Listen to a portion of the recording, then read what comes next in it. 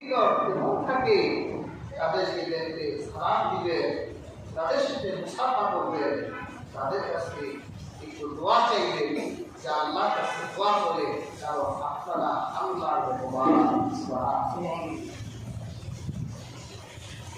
হাদিস নববীতে এসেছে আল্লাহর মেহমান তিনজন। কয়জন আল্লাহর মেহমান? তিনজন। তিন ব্যক্তি আল্লাহর মেহমান। এর মধ্যে একজন হলো আল-মুহতামিজ, যে উমরা করতে যায়, উমরাকারী আল্লাহর মেহমান। আরেকজন হলো আল-হাজ, যিনি হজ করতে যান, সেই ব্যক্তিও হলো আল্লাহর মেহমান। আর তৃতীয় ব্যক্তি হলো আল-গাজী, যে ব্যক্তি জিহাদের মাঠে প্রাণপণ যুদ্ধ করেছে, কিন্তু আল্লাহ রাব্বুল আলামিন তাকে জিহাদের মাঠ থেকে আবার তার প্রাণ সরতার বাড়ি ফিরাই দিয়েছেন। আল্লাহ রাজি খুশি অর্জনের জন্য জিহাদের মাঠে গিয়েছিল, কিন্তু আল্লাহ পাক তার জীবন তাকে ফিরিয়ে আবার বানিয়ে দিয়েছে। এই দাবি ব্যক্তি যতদিন পর্যন্ত দুনিয়ায় থাকবে, সে যেন আল্লাহর মেহমান হয়ে থাকবে। আল্লাহর মেহমান হয়ে থাকবে। তিন ব্যক্তি আল্লাহর মেহমান। এর ভিতরে একজন হলো আল-হাজ, যে হজ করতে যায়, সেই ব্যক্তি আবার আল্লাহর মেহমান। প্রিয় হাজিরিন, শুধু তাই নয়,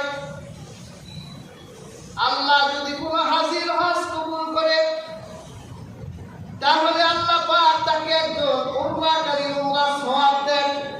সুবহানাল্লাহ। আবার একজন গাজী, যে যুদ্ধ করে গাজীর মর্যাদা অর্জন করেছে, আল্লাহ পাক তার সওয়াব তার আমলনামায় দেন। আর আমার আল্লাহ পাক হাদিস নববীতে এসেছে, ওই হাদিস জন্য জান্নাতে একটি বরাদ্দ লিখে দেন। একটা হজ কবুল হওয়ার অর্থ হলো আল্লাহ তার জীবনে গুনাহকে মাফ করে আল্লাহ তাকে নিষ্পাপ বানিয়ে দেন। সুবহানাল্লাহ। হাজির,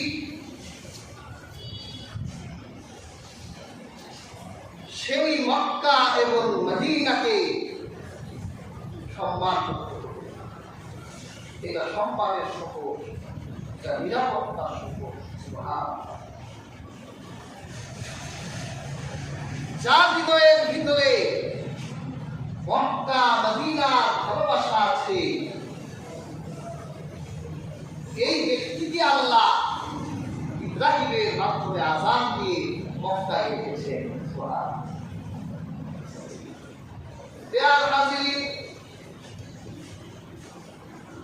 আল্লাহ পাক কুরআন কারীমে বলেন, হযরত ইব্রাহিম আলাইহিস সালাম তিনি হলেন আল্লাহর খানায়ে কাবা প্রাতিষ্ঠানিক প্রতিষ্ঠাতা। যদিও গোটা পৃথিবীর সৃষ্টিলগ্ন থেকে আল্লাহ পাক সমস্ত নবীদেরকে কাবার কাছে নিয়েছে, কাবার জিয়ারত করিয়েছেন, কিন্তু আল্লাহ পাক হযরত ইব্রাহিমের মাধ্যমে কাবাকে প্রাতিষ্ঠানিক স্বীকৃতি দিয়েছেন। যখন হযরত ইব্রাহিম পরিবার পুত্র সন্তান ইসমাঈলকে সাথে নিয়ে কাবা নির্মাণ করলেন, আল্লাহ পাক হযরত ইব্রাহিমকে বললেন, ইব্রাহিম, এবার তোমাকে আযান দিতে হবে, হজের আযান। হযরত ইব্রাহিম হজের মুয়াজ্জিন হয়ে গেলেন। পাহাড়ের উপর উঠে আল্লাহ রাব্বুল আলামিনকে ডেকে বললেন, হে আল্লাহ, আপনি আমাকে হজের আযান দিতে বললেন। কুরআন কারীমে আল্লাহ পাক বলেন, ওয়া আযিন ফিন নাসি বিল হাজ্জি ইয়াতুকা রিজালান ওয়া আলা কুল্লি দাবিরি ইয়াতিনা মিন কুল্লি ফাজ্জিন আমিক। আল্লাহ পাক বলেন, ইব্রাহিম, তুমি হজের আযান দাও, যাতে মানুষগুলো পদব্রজে আর উঠে বৃষ্টি সেখানে হাজির হয়ে যায়। হযরত ইব্রাহিম বললেন, আল্লাহ, পাহাড়ের উপর থেকে আমি আযান দিব, অথচ এই মরুময় এলাকা জনমানবহীন প্রান্ত আমার আযান কে শুনবে? আল্লাহ পাক বলেন, ইব্রাহিম, তোমার দায়িত্ব হলো আযান দেয়া, আর আমি আল্লাহ দায়িত্ব হলো যাদের কানে আযান দিব তাদের কানে আযান বুঝাই দেওয়া। সুবহানাল্লাহ। হযরত ইব্রাহিম হযরত আযান দিলেন। রূহের জগতে আল্লাহ যাদের জন্য হজ লিখে রেখেছেন তাদের কর্ণ তুলে আল্লাহ ইব্রাহিমের আযানের ধ্বনি পৌঁছায় দিলেন। আর পিতার পৃষ্ঠ দেশে যেই রূহগুলো আছে আল্লাহ তাদের কাছে এই আযানের ধ্বনি পৌঁছায় দিলেন।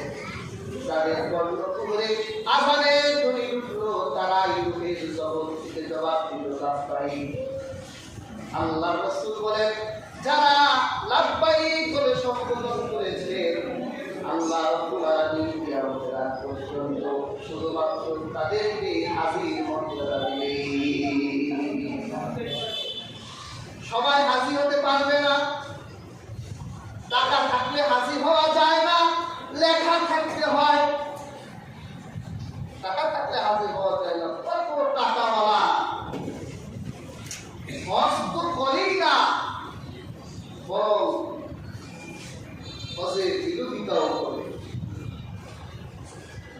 মুহাম্মদুর রাসূলুল্লাহ সাল্লাল্লাহু আলাইহি ওয়াসাল্লামকে নিয়ে কোন কথা বলে যে আরবে এক বলুদ দুলাল এই হজকে অর্থনৈতিক কারণে প্রবর্তন করেছে।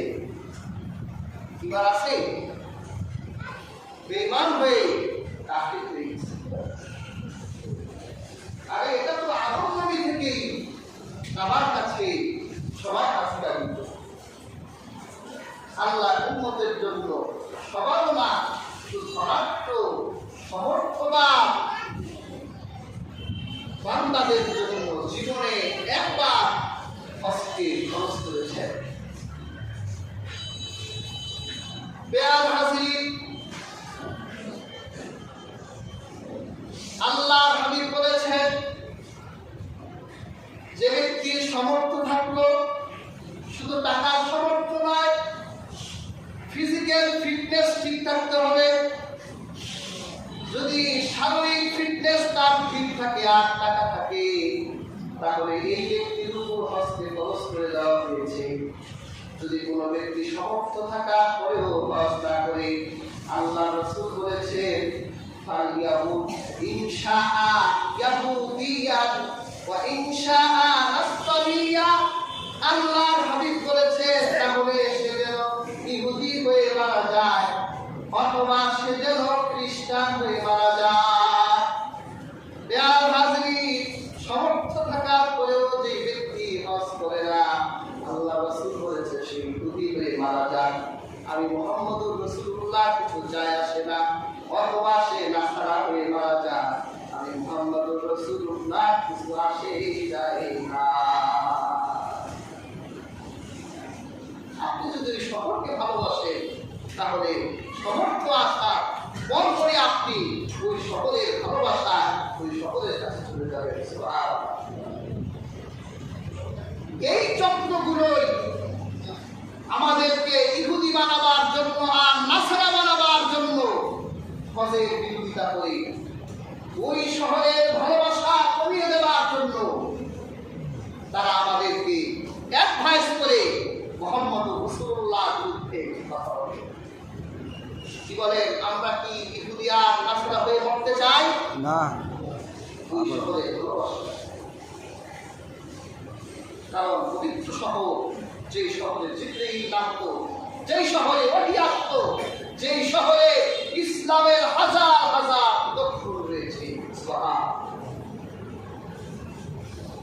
কাজী হাজির, আগে আপনি সিলেক্ট করেন আপনার হৃদয়ে মক্কা মদিনার ভালোবাসা আছে কিনা। আল্লাহর হাবিব রাসূল আরবি সাল্লাল্লাহু আলাইহি ওয়াসাল্লাম বলেছেন, যার হৃদয়ে মক্কা মদিনার ভালোবাসা নাই, সে যেন পাপের জীবন যাপন করছে।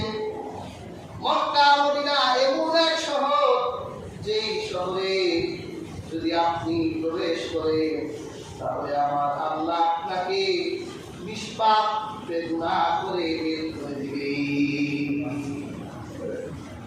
এই সকলের ভালোবাসা রাখবে, মনে রাখবেন আল্লাহ হাবিব হাদিসে নববীতে বলেছে এই সকলে আল্লাহ তার ঘর রেখেছেন বাইতুল্লাহ।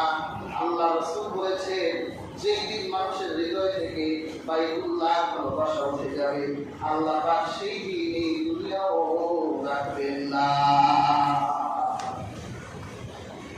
যার হৃদয়ে মানুষের হৃদয় থেকে যখন মক্কা মদিনার ভালোবাসা উঠে যাবে আল্লাহ দুনিয়াও আর সেই দিন রাখবেন না। আর মক্কা মদিনার হুরমত যতদিন পর্যন্ত থাকবে ততদিন পর্যন্ত মক্কা মদিনার আল্লাহর পবিত্র ঘর বাইতুল্লাহর গায়ে আঘাত দিয়ে কেউ পৃথিবীতে কেউ থাকতে পারবে না। আল্লাহ তোমার কোরআনই রাখবে। আপনারা সূরা ফিল করেছে, এই সূরা ফিলের সালাতুল নজুলে এসেছে ইয়ামেনের একজন শাসক ছিল, তার নাম ছিল আব্রাহা। কি নাম? আব্রাহা। আব্রাহা। আব্রাহা লিঙ্কন। এটা ইহুদি ছিল।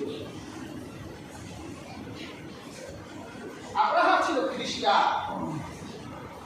ইব্রাহিম আলাইহিস সালামের নামকে ওরা পরিবর্তন করে আব্রাহা রেখেছে, কিন্তু আব্রাহা এটা আরবি নাম না। আমরা দেখি অনেকে ছেলেদের নাম রাখে আব্রাহাম,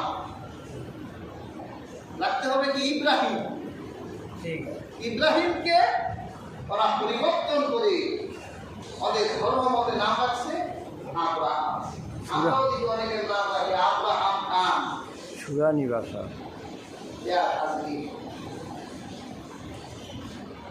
এই আব্রাহা খুব বর্তমান যুগে ট্রাম্প পুতিনদের মতো তার একটা প্রভাব প্রতিপত্তি তৈরি হলো গোটা আরব সমাজে। চিন্তা করলো আমার এত যশ খ্যাতি এটা একটু জানান দেওয়া দরকার আরবের মানুষের কাছে। একটা গির্জা নির্মাণ করলো আর সেও মানুষকে দাওয়াত দিতে থাকতো যে তোমরা আর কেউ মক্কায় হজ করতে যেও না, তোমরা তো হাজার হাজার বছর ধরে বাইতুল্লাহ জিয়ারত করো, হজ করো, তোমরা এইবার মক্কা বাদ দিয়ে ইয়ামেনের সানায় আমি মক্কা থেকে সুন্দর আদরে একটা ঘর নির্মাণ করেছি, তোমরা আমারই শহরে এসে বসো। কি বলে মুসলমান সেটি কাবা ছেড়ে অন্য কোথাও যাবে না। হজের মৌসুম যখন আসলো দেখলো একটা মুসলমানও ইয়ামেনে যায় না। কিন্তু অপমানিত হয়েছে না? চিন্তা করলো আরবের মানুষ আমাকে এমন একটা অপমান করলো, আরবের মানুষকে শিক্ষা দিতে হবে। যদি এই আকাশের নিচে বাইতুল্লাহ থাকে তাহলে আমার ঘরের কদর হবে না, আমার ঘর থাকলে বাইতুল্লাহ কদর হবে না। সিদ্ধান্ত নিল আমি পৃথিবীর বুক থেকে বাইতুল্লাহকে বিলেত করে দিব। সৈন্য সমস্ত দিয়ে বাইতুল্লাহর উদ্দেশ্যে রওনা হলো। যখন মক্কার ভিতরে প্রবেশ করলো ওই সময় মক্কার নেতা ছিল আল্লাহ রাসূলের দাদা আব্দুল মুত্তালিব। ঘটনাটা তাফসীরে জালালাইনে এসেছে আল্লাহ রাসূলের জন্মের ৪৯ দিন আগে, অনেক বর্ণনায় ৫২ দিন আগের ঘটনা। রাসূলুল্লাহর জন্মের আব্রাহা আল্লাহ রাসূলের দাদা ২০০ উট লুট করলো। চারিদিকে খবর পৌঁছায় গেল আব্রাহা মুসলমান আব্রাহা কাবা এই আরব দেশের ঐতিহ্য আল্লাহর ঘর কাবাকে ধ্বংস করার জন্য এসেছে। যদি আরবের কুরাইশরা তার সাথে যুদ্ধ করে তাহলে তিনি যুদ্ধ করতেও প্রস্তুত, আর যদি যুদ্ধ না করে তাহলে বিনা যুদ্ধেই সে কাবাকে ধ্বংস করে আবার ইয়ামেন চলে যাবে। আব্রাহা চিন্তা করলো, কেউ একজন তো আসবে, নেতা তো আছে, নেতার অপেক্ষায় আব্দুল মুত্তালিবের কাছে খবর গেল, আব্রাহা নামের এক জালিম শাসক আল্লাহর খানায় কাবা ধ্বংস করার জন্য এসেছে। আপনি কি ডিফেন্স নেবেন? তাড়াতাড়ি সিদ্ধান্ত নেন। তখন আব্দুল মুত্তালিব বলল, আমি তো আব্রাহার সাথে ডিফেন্স দিতে পারবো না, এর থেকে এক কাজ করি, সে আমার 200 উট রয়েছে, আমি আমার উটগুলোকে নিয়ে আসি, আর এই কাবার যে মালিক আছে তিনি যদি চান তার কাবা আকাশে নিচে থাকবে, তাহলে আব্রাহা তো দূরের কথা, আব্রাহার যে শক্তিশালী একজন ব্যক্তিও কাবা ধ্বংস করতে পারবে না। এই বিশ্বাসটা আব্দুল মুত্তালিবের ছিল। যখন আব্রাহা বসা আব্দুল মুত্তালিব দূর থেকে আসছে, আব্রাহার ভিতরে এমন একটা প্রতিক্রিয়া তৈরি হলো, আব্দুল মুত্তালিবের চেহারা দেখে নিজের আসন থেকে দাঁড়িয়ে গেল। কারণ আব্রাহার চেহারায় বোঝা যায় নেতা নেতা ভাব, কখনে নেতা, বলনে নেতা, চলনে নেতা, দেখতে নেতার মতোই। নেতাদের দূর থেকে দেখলেই বোঝা যায় একটা নেতা। আর আমরা এখন কেমন নেতা দেখি, দিনের বেলা নেতামি আর রাতের বেলা গান দেওয়া শোন। চেহারায় নেতার ভাব দেখা যায় না, বলনে নেতার ভাব দেখা যায় না, জ্ঞান গরিমা স্বভাব চরিত্রে নেতার মতো দেখা যায় না।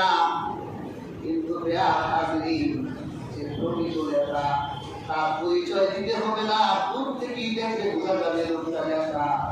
আব্দুল মুত্তালিব যখন আব্রাহার কাছে আসলো, আব্রাহা নিজের আসন থেকে উঠে দাঁড়ালো, আর আব্দুল মুত্তালিব যেই বিছানায় বসলেন, আব্রাহা ওই বিছানায় বসে পড়লেন। বসে বলতো, দেখে আমি মক্কা এসেছি আপনাদের সাথে যুদ্ধ করার জন্য নয়, আমার উদ্দেশ্য হচ্ছে আমি একটা গির্জা আমার ইয়ামেন শহরে আমি বানিয়েছি, আমার সেই ইয়ামেনে আমি এই মেলা বসাতে চাই, কিন্তু এই ঘরটা আমাদের বাধা দিচ্ছে, আমি এই ঘরটা ভেঙে আমার ইয়ামেন চলে যাই। যদি আপনারা চান যুদ্ধ করতে তাহলে ডেট করে যুদ্ধ করি। আব্দুল মুত্তালিব বলল, আমাদের যুদ্ধ করার কোনো ইচ্ছা নাই, আমি এসেছি, আপনি আমার 200 উট লুণ্ঠন করেছে, আমার উটগুলো দেন, আমি চলে যাই। আব্রাহা বলল, আপনারে আমি ধারণা করলাম কি, আর আপনি আসলে মানুষ দেন, আমি ধারণা করলাম আপনি নেতা মানুষ, এই ঘর রক্ষা করবে, এখন তো আপনাদের বোঝা যায় না আপনি নেতা। আব্দুল মুত্তালিব জবাব দিলেন, শোনো, এই 200 উটের মালিক আমি, আর এই কাবা ঘরের একজন রব আছে, তিনি যদি চান তার এই ঘর এখানেই থাকবে, তাহলে তার ঘরকে কেউ এক বিন্দু পরিমাণ সরাতে পারবে না। আমি আমার মালের রক্ষা করে চলে যাচ্ছি, আর তার মালের রক্ষা তিনি করবেন। আব্দুল মুত্তালিব আল্লাহর প্রতি তার এত অগাধ বিশ্বাস ছিল, সিরাতে কিতাব এসেছে, তিনি বাড়ি গিয়ে সমস্ত কুরাইশদের জড়ো করলেন, আর সবাইকে ডেকে বললেন, শুনো, আব্রাহা আল্লাহর খানায় কাবায় আঘাত হানবে, আমার মনে হয় আকাশ থেকে আল্লাহ গজব নাযিল করবে, তোমরা কুরাইশরা যদি বাঁচতে চাও তাহলে দ্রুত পাহাড়ের নিচে গিয়ে পালাও। আব্দুল মুত্তালিব কয়েকজন ছোট ছোট নেতা নিয়ে কাবার সামনে দাঁড়িয়ে কাবার বিলাপ ধরে আল্লাহকে সেই দিন ডেকে বললেন, আল্লাহ, আমরা বিশ্বাস করি আপনার ঘর আপনি রক্ষা করবেন, আমরা আমাদের প্রাণ বাঁচাবার জন্য পাহাড়ের পিছনে গেলাম। আব্দুল মুত্তালিব পাহাড়ের পিছনে চলে গেল, আর আব্রাহা তার অধ্যত্ব প্রকাশ করলো। 13টা হাতি নিয়ে এসেছিল, তার হাতিটার নাম তাফসীরে জালালাইনে এসেছে মাহমুদ। সে যখন তার হাতিকে আঘাত করছে কাবার কাছে যাওয়ার জন্য, তখন তার হাতি গজব টের পেয়ে গেছে, কাবার দিকে যায় না, বসে যায়, বারবার মারে, কিন্তু হাতি উঠে না। একটা জানোয়ার আল্লাহর গজব টের পেয়ে গেল, কিন্তু একটা আমরা হাতে হলো না। যখন তারা আল্লাহর ঘরের উপর আঘাত থাকবে, আল্লাহ কোরআন কারিমে বলে ওয়া আরসালা আলাইহিম তাইরান আবাবিল তারমিহিম বিহিজারাতিন মিন সিজ্জিল। আল্লাহ ঝাঁকে ঝাঁকে প্রেরণ করলেন পাখি। আমরা অনেকে বলি আবাবিল পাখি, আসলে আবাবিল শব্দের অর্থ হচ্ছে ঝাঁকে ঝাঁকে। আল্লাহ এত ঝাঁকে ঝাঁকে পাখি পাঠালেন, ইয়ামেন থেকে এই পাখিগুলো উড়ে আসছে। ওরা দেখছে যে পাখিগুলো ইয়ামেন থেকে উড়ে আসছে, এদের মুখগুলো যদিও পাখির মতো দেখা যায়, কিন্তু পাগুলো কুকুরের পাঞ্জার মতো। এই পাখিগুলো ইয়ামেন শহর থেকে উড়ে গোটা মক্কার আকাশকে অন্ধকার করে দিয়েছে। সুবহানাল্লাহ। পাখিগুলোর মুখে একটা পাথর, দুই পায়ে দুই পাথর। হযরত আব্দুল্লাহ ইবনে আব্বাস রাদিয়াল্লাহু তাআলা riwayate এসেছে, এই পাথরগুলো কোনো বড় বড় পাথর ছিল না। মশারি, আমরা যে মসুরের ডাল বলি, এরকম মসুরের ডালের মতো ছোট ছোট তিনটা পাথর। একটা পাখির মুখে, একটা পাখির কাছে তিনটা পাথর। এই পাথরগুলো নিয়ে তারা মক্কার আকাশকে ছেয়ে দিলেন। আল্লাহর খানায় কাবার গায়ে একটা আঘাত করার শক্তি ওদের হলো না। এই পাথরগুলো যখন পাখিগুলো উপর থেকে নিচের দিকে নিক্ষেপ করলো, হাদিসে কিতাব এসেছে অনেক অঙ্গের যেখানে এই পাথরগুলো লাগে, ওই জায়গায় একটা একটা দানার মতো একটা পোড়া তৈরি হয়, আর শরীরে জ্বালা পোড়া তৈরি হয়। মুহূর্তের ভিতরেই আব্রাহার সৈন্য আর সামন্তগুলো মক্কার চারদিকে সবগুলো এমন অবস্থায় বলে গেল, ফাজাআলাহু কাসফিন মাহকুম। ঘাস যেমন চিবিয়ে ফেললে কোনটা তুলবা আর কোনটা লতা পাতা বোঝা যায় না, অথবা আপনারা গরুর খাবারের জন্য যে ভুসি কিনে, এটা সরিষার ভুসি না কিসের ভুসি, যা নির্ণয় করা যায় না, আল্লাহ গোটা আব্রাহাম সৈন্য আর সহন্তগুলোকে গঠিত টিনের মতো ভর্তা বানাই দিলেন। সুবহানাল্লাহ। শক্তিশালী আব্রাহা মুছে গেল, কিন্তু আল্লাহর খানায় কাবা সগৌরবে স্বমহিমায় আত্মমর্যাদা দিয়ে এই শহরে দাঁড়িয়ে রইল। আল্লাহ হাবিব মুহাম্মদুর রাসূলুল্লাহ এই শহরকে এত ভালোবাসতেন। রাসূলুল্লাহ হিজরতের রাতে যখন আল্লাহ সুবহানাহু ওয়া তাআলা ওহী করলেন, হাবিব দারুন নাদওয়ায় আবু জাহেল তার যারা চামুন্ডারা সিদ্ধান্ত নিয়েছেন তাকে হত্যা করবেন। আমি চাই না আপনি আর মক্কা শহরে থাকুন, আপনি ইয়াসরিব মদিনার দিকে রওনা হন। আল্লাহ রাসূল নিজে বিছানায় হযরত আলীকে শোয়া দিয়া তিনি যখন আবার চত্বর দিয়ে বের করে হাদিসের কিতাব সাক্ষী যে মাসা আহমদ শরীফের হাদিস এসেছে, আল্লাহ রাসূল চোখের পানিগুলো ছেড়ে এই কাবার দিকে তাকিয়ে তিনি চোখের পানি ছেড়ে কাবাকে লক্ষ্য করে বলেছিলেন, হে কাবা, তোমার সন্তানগুলো আমাকে এই শহর থেকে আসতে বলেছিল। যদি তোমার সন্তানগুলো এই শহর থেকে আমাকে বের না করতো, তাহলে কোনোদিন কাবা আমি তোমাকে ছেড়ে অন্য কোথাও যেতে পারতাম। রাসূলুল্লাহ দেশপ্রেম, দেশত্ববোধ আল্লাহ হাবিবের বলেছিল, এই জন্য তার উম্মতরাও দেশকে ভালোবাসে, দেশের জন্য জীবন দিতে চায়, দেশের স্বাধীনতা সার্বভৌমত্ব রক্ষা করার জন্য যা করা তাই করতে চায়। প্যার হাজিরি, এই শহরকে আল্লাহ রাসূল ভালোবেসেছেন, এই শহরকে আমাদেরও ভালোবাসে। এই ঘরকে রাহমাতুল লিল ঘরকে আমাদের ভালোবাসতে হবে। উপকার কি? আল্লাহ পাক সূরা কুরাইশে বলেন, ফালিয়াবুদু রাব্ব হাযাল বাইত আল্লাযী আত'আমাহুম মিন জু' ওয়া আমানাহুম মিন খাউফ। আল্লাহ পাক বলেন, তোমরা যদি এই শহরের রবে ইবাদত করো, তাহলে তিনি তোমাদের ক্ষুধার সময় খাবার দিবেন, আর তিনি তোমাদের ভয়ের সময় নিরাপত্তা দিবেন। কাজে হাজিরিন, এই ঘরের রবে ইবাদত করতে হবে, এই ঘরকে ভালোবাসতে হবে। শুধু তাই নয়, আল্লাহ রাসূল যে শহরে ঘুমিয়ে আছে, এই মদিনার ভালোবাসাও আমাদের হৃদয়ে লাগবে।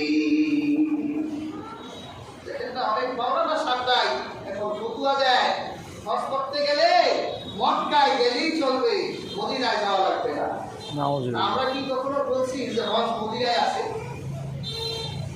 কি বলেন? কোন আলেম বলছে যে হজ মদিনায়? সবাই বলে হজ কোথায়? মক্কায়। কিন্তু আপনি মদিনায় যাবেন না কেন? আপনার কাছে স্কুল আছে, এই শহরে রহমতের নদী ঘুমিয়ে আছে, রাহমাতুল লিল আলামিন ঘুমিয়ে আছে, আপনি এই শহরে যেতে বাধা দেন? আর রাহমাতুল লিল আলামিন বলেছেন, যে ব্যক্তি হজ করলো, এরপর আমার জিয়ারতে আসলো, আমার সালামি হায়াতি, সেজন্য আমাকে জীবিত জিয়ারত করলো। মদিনাওয়ালার ভালোবাসা তোমার হৃদয়ে নাই, কিন্তু আবু জাহেলের চাইতে খারাপ।